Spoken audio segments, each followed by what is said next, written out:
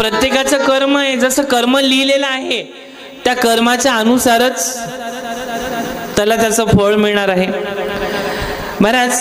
मग पुढे एक सहजरित्या सांगितलं जातं की वेद पाठाच्या सोबत, वेद पाठ म्हणजे काय, ग्रंथाचं पठन करणे, आणि त्याच्यासोबत कपूर, सुगंधित वनस्पती म्हणजे आगूर. आगूर म्हणजे काळ्या रंगाची मूळ असते जी शेतात मिळते, नट्टावाणी असतो की नाही त्याच्या दुकानावर मिळते. केसर, कस्तुरी, कमळ म्हणजे कमळगठ्ठ्याचे माळ किंवा कमळाचे बिया यांच्या देवीला स्नान करवायचंय. याच्याने ते मिश्रित करून देवी आईला स्नान घालायचं आणि जिथे याचं स्नान देवी आईला होईल मंत्र जाप तोच करायचा आहे.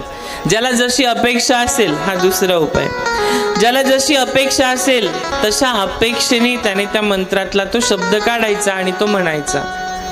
जो साधक म्हणेल, जो मंत्र करेल, थोडे काही त्याने प्रयास 9 दिवस जरी केला तरी भरपूर आहे, त्याच्या सर्व पापांचा नाश होतो या उपायाने. मग काय करायचंय, कपूर, सुगंधित आगूर, केसर, कस्तुरी आणि कमळ यांचं मिश्रण. मग कमळाच्या फुलाचं काय मिक्सर मधून काढायचंय का, नाही, ते कमळाचं फुल डुबवायचं आणि त्याच्याने आईची स्नान संध्या करायची.